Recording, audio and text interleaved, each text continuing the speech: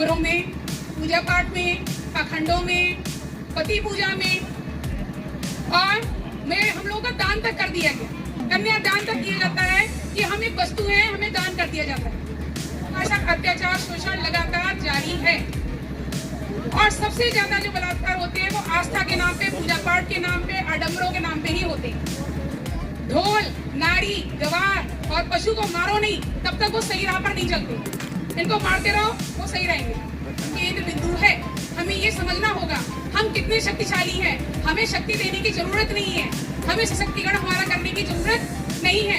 हम अपनी शक्ति जो भूल गए हैं उसे बस याद आने की जरूरत। आज भी हम वही मलमूत्र, पहाड़ पर्वत, इंसानों के अंगों तक को पूज रहे हैं। इसमें शिवलिंग मेन है, इसको हमें छोड़ना होगा। आप सभी को मेरा जय भीम, नमो बुद्धाय। देखिए, अगर हम जिंदा हैं तो आवाज भी जिंदा वाली आनी चाहिए, मुर्दों वाली नहीं। जय भीम, नमो बुद्धाय। Be positive, be energetic. मैं आपसे यही कहना चाहूंगी कि जिंदगी है जो वो चुनावों का परिणाम होता है। आप अच्छी राह चुन लीजिए चाहे बुरी, तो अच्छे विचारों को चुनिए, अच्छे विचारों का चुनाव कीजिए, क्योंकि विचार ही हैं जो हमारी मानसिकता बदलते हैं। और जब मानसिकता बदलती है तो वास्तविकता बदलती है। जब मनस्थिति बदलती है तब हमारी जो परिस्थिति होती है वो अपने आप खुद ब खुद बदल जाती है। हम हैं महिलाएं, महिलाओं जागरूकता का जो ये सम्मेलन बुलाया गया है, तो यहाँ जितनी भी महिलाएं हैं वो जागरूक ही हैं और जागरूक करना चाहती हैं, तो उन्हें अपने विचारों का प्रसार करना होगा। तभी और भी महिलाएं आप लोगों की तरह, हम लोगों की तरह जागरूक हो पाएंगी। तो इसके लिए हमें अपनी स्थिति जाननी होगी। हमारी स्थिति क्या है और क्या थी।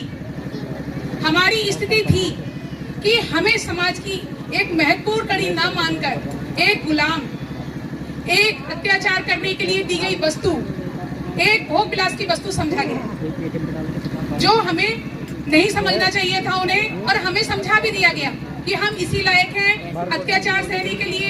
हमारा शोषण होता रहे, हम गुलाम बने रहे, हर तरीके से हमें वंचित कर दिया गया जो हमें अधिकार मिलने चाहिए थे। शिक्षा का अधिकार, संपत्ति का अधिकार और बाबा साहब ने जो हमें मौलिक अधिकार दिए उनसे। उसके अलावा हमें कई चीजों से वंचित कर दिया गया कि हम एक जिंदगी गुलाम कीजिए, हमें स्वतंत्रता कहीं भी प्राप्त ना हो। और हमें वंचित करके किसमें लगा दिया गया? आडंबरों में, पूजा पाठ में, पाखंडों में, पति पूजा में और हम लोगों का दान तक कर दिया गया। कन्या दान तक किया जाता है कि हम एक वस्तु है, हमें दान कर दिया जाता है। तो हम इन पाखंडों में, सती प्रथा, पर्दा प्रथा, इन सभी में लुप्त हो गए। पता ही नहीं चला कि हमारे अधिकार और हम एक इंसान भी हैं। तो हम क्या आज भी इनको नहीं ढो रहे हैं? कैसे? हमारा दहन किया जाता है, चाहे वो राजकुमारी होलिका का दहन होली पर हो, चाहे हमारे लिए दहेज प्रथा की कमी के कारण हमें जला दिया जाए, तभी आज दहन हो रहा है। कहते हैं हम नारी पूजा करते हैं, जहाँ नारी की पूजा होती है वो हिंदुस्तान है, वो भारत है। कहाँ हो रही है? छोटी सी बच्ची की बलि दे दी जाती है ताकि उन्हें लड़की की प्राप्ति हो, पुत्र प्राप्ति हो। नन्ही कन्याओं की बलि दे दी जाती है, पेट में ही उन्हें मार दिया जाता है। तीसरी, हत्याएं कर दी जाती हैं कि वो कलंकिनी थी, उन पर आरोप लगाकर। क्या ऐसा पुरुषों के साथ भी हो रहा है? नहीं, लेकिन हमारे साथ है। हमारी आज भी पूजा का नाम लिया जाता है, लेकिन हमारे साथ अत्याचार शोषण लगातार जारी है।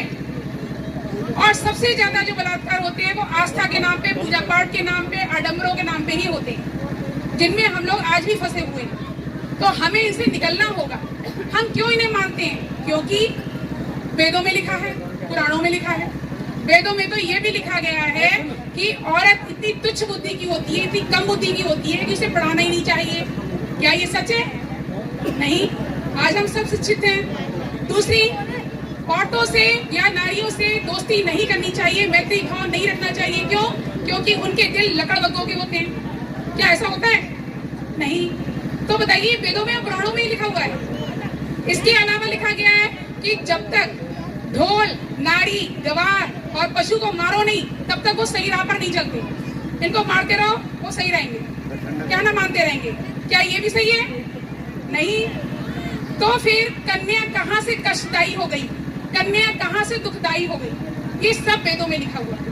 और हम उन्हें पूछते हैं, हम उन आडंबरों को धोते आ रहे हैं। हमें इन्हें छोड़ना होगा, क्योंकि जो जिंदा है उसे सोचना है, उसको अपने विचार, अच्छे विचारों को अपनाना है। नारी ही इस सृष्टि का केंद्र बिंदु है, नारी ही जीवन का केंद्र बिंदु है।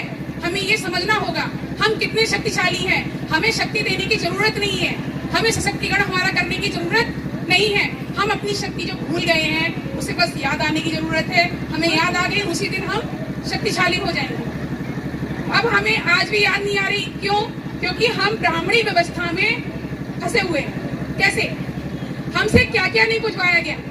गोबर, हम गोबर पूछते हैं, गाय की पेशाब उसको पूछते हैं, पीते हैं। हमसे क्या क्या निकल रहा है? कूड़ा करकट, पत्थर, पर्वत, पहाड़ सब पूछवाया जा रहा है। हाथी, घोड़े, नंदी, गाय हैं, बड़ोड़ देव, गरुड़ देव, जो भी है पशु पक्षी सब पूजवाए जा रहे हैं। और पूजवाते पूजवाते हमें इतना नीचे गिरा दिया गया कि हमारी कोई पूजा नहीं करता, ना हमें कोई समझता। हम उससे भी गए गुजरे हो गए।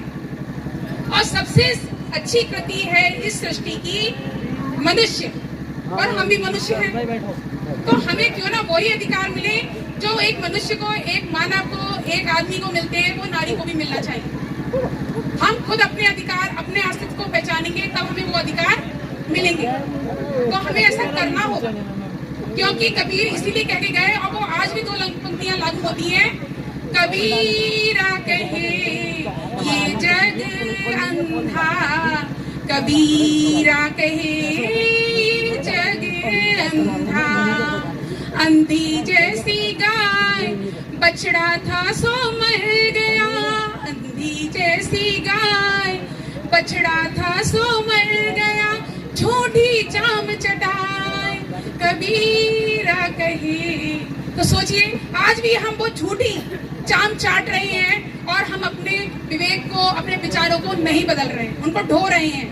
और आज भी हम वही मलमूत्र, पहाड़ पर्वत, इंसानों के अंगों तक को पूज रहे हैं। इसमें शिवलिंग मेन है, इसको हमें छोड़ना होगा। हमें इन्हें जानना होगा कि हम कहाँ फंसे हुए हैं। हम आज पढ़ी लिखी नारी हैं, बाबा साहब की नारी हैं, और माता सावित्री बाई की खुले की संतानें हैं।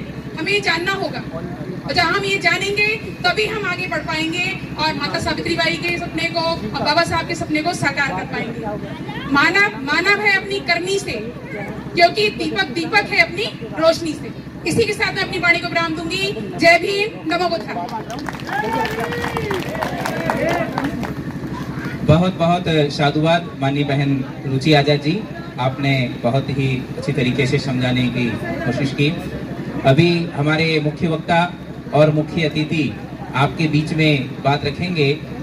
हमारे मुख्य वक्ता दिल्ली से चल के आए हैं, तो वो भी आपके बीच में बात रखेंगे। और हमारे मुख्य अतिथि संत पुष्प साहेब जी ग्वालियर से चल के आए हैं, तो वह भी आपके बीच में बात रखेंगे। इसलिए जो भोजन